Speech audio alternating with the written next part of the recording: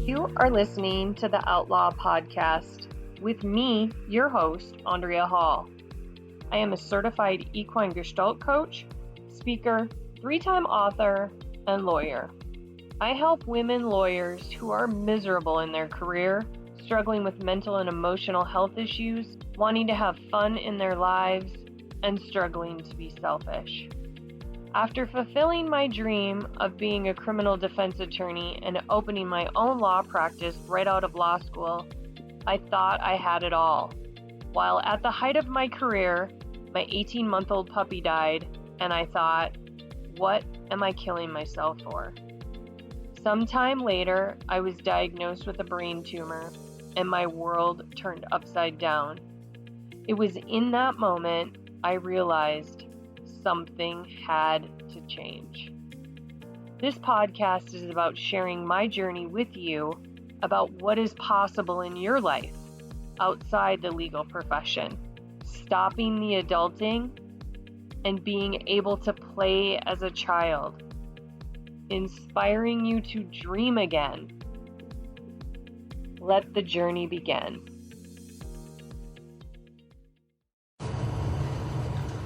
Welcome back to another episode of Outlaw. I'm your host, Andrea Hall. My past selves no longer serve the new me. When I look back over my 47 years of my life, I think of who I have been and where I have come from. I remember who I was before my dad died.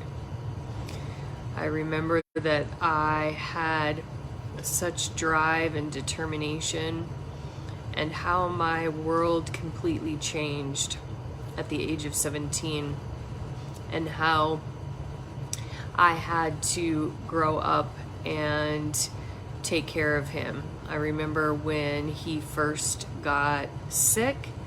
I was a sophomore in high school. One of my dear friends, Kirsten, at the time, her father was also dealing with cancer, and we went through that struggle together. And I remember both of us dealing with the death of our fathers very shortly, one right after the other. And I remember that not being something that was common, and us having that first experience. And I remember how that really changed who I was and where I was going in my life after that. And it really started to define my thoughts, my beliefs, and my values around certain things. And how something as monumental as the death could change a core belief, a thought, or a value that I once thought could never be shaken. And then I remember going to college, and I remember who I was after I graduated from college. I remember being so strong-willed and ready to take the world by storm, and felt that I could do and be anything, even though I had had my world shaken as a result of my father dying several years before that. And then I remember going through life and starting to feel some major disappointments. And it was the first time that I had felt world disappointments, if you will. Granted, I had lost my father before that. However, these were things that I had wanted. And it was the first time in my life where I had wanted something and it wasn't really being given to me, meaning that I wasn't accepted into certain things. And then I remember getting into law school, and then I remember who I became after I graduated from law school, and how I had already started to develop a jadedness to the criminal justice system as a result of my experience with the criminal justice system 2 weeks before getting accepted to law school. And the experience I had with a cop who lied on my criminal case. And it then started to change my thoughts, my beliefs, and my values once again about the criminal justice system and what I had been raised around, and my thoughts and beliefs of the police and how the criminal justice system supposedly worked. And it was the first time that I started to really think, this isn't how I was raised. And once again, my thoughts and my beliefs and my values started to change as a result of the experience that I had had. And then I remember moving to Colorado, and once again, my journey of personal growth. And I think back who I was before I started that journey and how closed off I had been and how guarded I was and how it was difficult for me to allow people to come past a certain boundary that I had established. And it wasn't like I had a sign that said, you have to stay this far away from me. Yet it was definitely a boundary that could be sensed, right? And again, my thoughts and my beliefs and my values and my judgments all started to once again change as I moved down that journey of personal growth and self-reflection. And then I remember who I was before I had a brain tumor. And I was at the height of my career. I was loving what I was doing professionally. And I was continuing to fight for the clients that I knew were experiencing some of the same things that I had experienced with my journey down the criminal justice system. And the experience of having a client sentenced to life for the first time, and my experience of not losing in trial, and the experience of losing in trial and what that felt like, and who I was becoming and who I wanted to be. And then I was diagnosed with a brain tumor, and I look back and reflect on who I was at that point in time and how my life shifted as a result of hearing that news. I had a brain tumor. It was at that point in time that I then started to really look at who I was, what my thoughts and beliefs and values were, and what was going to shift and change, what was not working in my life. This was really the first time that I had the opportunity to say, no shit, no kidding, what is really not working in order for me to move forward with my life, and for me to say what is serving me and what is not serving me, and what do I need to potentially leave behind as I move through this transition of brain surgery and figuring out, am I going to live or am I going to die? Is this cancer? Is this not cancer? And as I found out the fantastic news that I was going to be okay and survive and it wasn't cancer, I then had the choice of saying, what part of me will I continue to carry on through the remainder of my life? And what parts of me do I need to leave behind because they're no longer serving me? And then I reflect on who I was before I got married. and who I have become since I got married.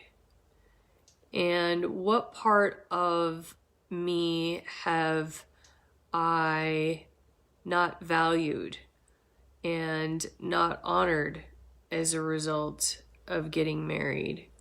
What parts of me have I not allowed myself to be selfish with? And then I moved towards who I was even just a year ago. And what part of me was working in my marriage and what part of me was not working in my marriage. And what parts did I want to carry forth in my marriage? And then I look back to even my first podcast of this year, who I was a little over 30 days ago. And when I started down this journey of really self-reflection and looking at what was serving me and what was not serving me, and really taking that time to be selfish and being quiet and focusing on me again and getting healthy and working out and journaling and meditating. And when I look back, even just 30 days ago, the shift and the change that has happened, and some of the things that I once used to value and used to hold in such high regard are now things that I don't necessarily strive or drive to have every single day in my life. It used to be that I was really focused on my calendar, on my cell phone. Every time I hear the ding, is it my email? Is it a text message? Is it a WhatsApp app? Is it an Instagram? Is it a Facebook message? What is the ding? And taking the time to just be. Those are all parts of me now that have bubbled to the surface, that have risen to the top of the cream, if you will. And some of the parts that I once used to hold in high regard have started to settle, have really started to fall to the bottom or to the wayside. And I encourage you, if you're listening to this, like whether it's live or the playback or in the future, to really just take a moment. And even if it's more than a moment, 5, 10 minutes, whatever, and think of some of the monumental moments in your life. And think of who you were before those events, and ultimately who you were after those events, and how those events have caused you to look at your thoughts, your beliefs, and your values. There's been definitely a reoccurring theme that has happened when I look back at what I have just shared just even now in this podcast.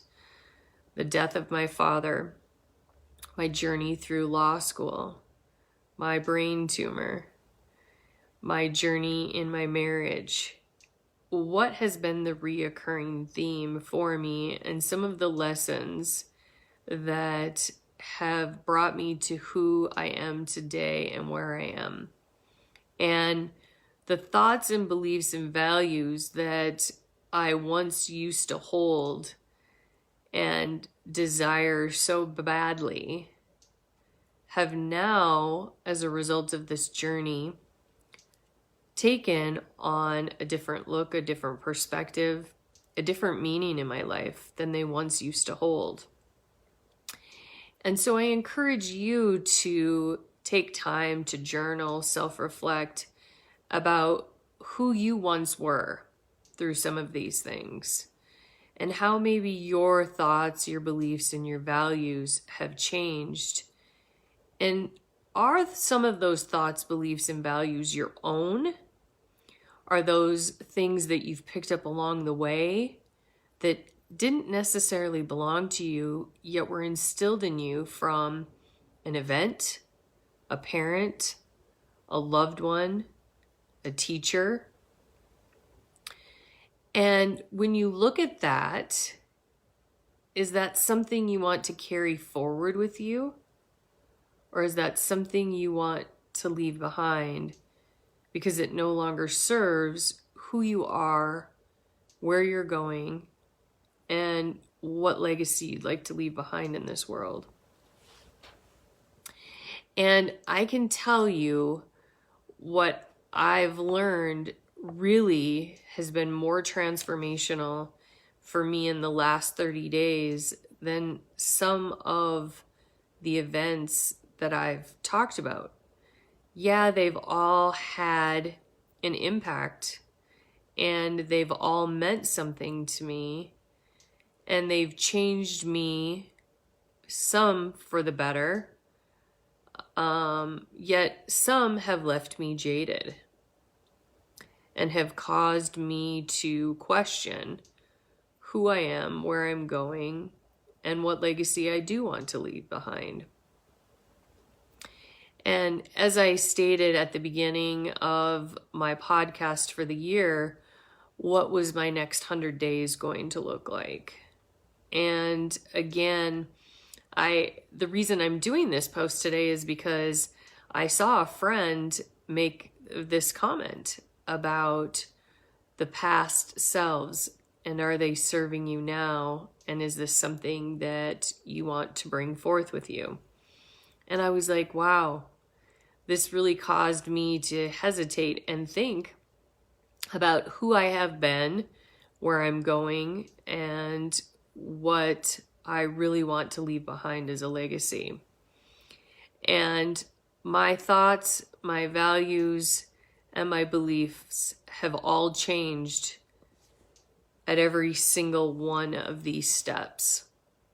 Whether they became deeper, I left some of them behind, they evolved, or I just gained a deeper awareness and added to that value.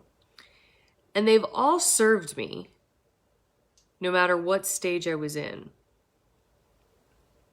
However, I've now come to a place where I'm recognizing that some of my strengths that I once valued are not strengths that are serving me right now in this moment.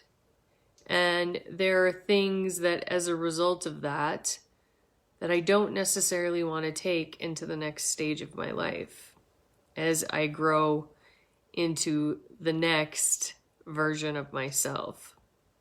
And like I said, some of the things that I once valued, like being busy, and I've even caught myself when I've had friends say, "How are you and what's going on?" My typical response was, "I am uber busy." And I was. It wasn't that I wasn't busy. Yet I've noticed that that's the first thing I want to type. And when I stop and think about it, that's really not what's been going on. What's really been going on is a lot of quiet time and a lot of self-reflection. And for me, I have not done that in a very long time. And typically when I've done it, it's been for short spurts. If I've been in some sort of seminar, or I've been able to meditate, or I've gone on some sort of a healing journey, or I've been away on a vacation or something of that nature. Yet I've not really had it continuous and for any length of time. And I have really found that stepping away and that not being my go-to has been very soothing and has offered me, I think, a lot of opportunity to really get quiet and hear what's wanting to come forth in this next stage, this next journey of where I'm going and who I am becoming. So I encourage you to take some time and journal, meditate, be quiet, whatever that is for you, to go back over your timeline. And again, look at some of the things that have been monumental in your life and look at what values and your thoughts and your beliefs you have taken or maybe left behind or strengthened as a result of whatever those events are. And get to the present moment and see who it is you are now and what you have going on. And are those thoughts and beliefs and values really serving you? And is that something you want to take forth in the legacy that you want to leave behind? And if they're not serving you, you have the ability to leave them and not carry them. And you might even recognize that those thoughts, beliefs, and values really aren't even yours, that they come from generations before you, that they come from family members, that they came from a school teacher, and they're not even yours. That's the worst part, is that when you find something that really isn't even yours, yet it was ingrained in you long before you had the ability to recognize that you could choose. And so I encourage you to take some time, be quiet, journal, self-reflect, and determine what it is that will carry you forth to the next stage of your life. Thanks for tuning in to another episode of Outlaw. Thanks for tuning into another episode of Outlaw. There is life after litigation. If anything I said in this episode resonates with you, call for a free exploratory session to see how I can help you. My horses will give you instantaneous feedback, unlike traditional talk therapy. You will shift your awareness into real time with the help of a horse. The horses are like lie detectors, flushing out limiting beliefs with a swish of their tail, a shift of their 1,200-pound body, or a simple unwillingness to move. Horses have a way of seeing into the window of our souls. Horses have been connected to humanity since the dawn of time. Their hearts can heal and mend our broken hearts. Simply standing in their presence can change our lives forever, putting the puzzle pieces back together and returning us to wholeness. Horses are restoring the parts of us that have been missing. You can call us at 970-682-4405 to set up your appointment today. Want to be inspired daily? See about our latest events or purchase a copy of my books? Go to our website at www.witherswhisper.com. That's www.witherswhisper.com. Or you can follow us on any social media venue at Withers Whisper. Until the next episode, listen to the whispers.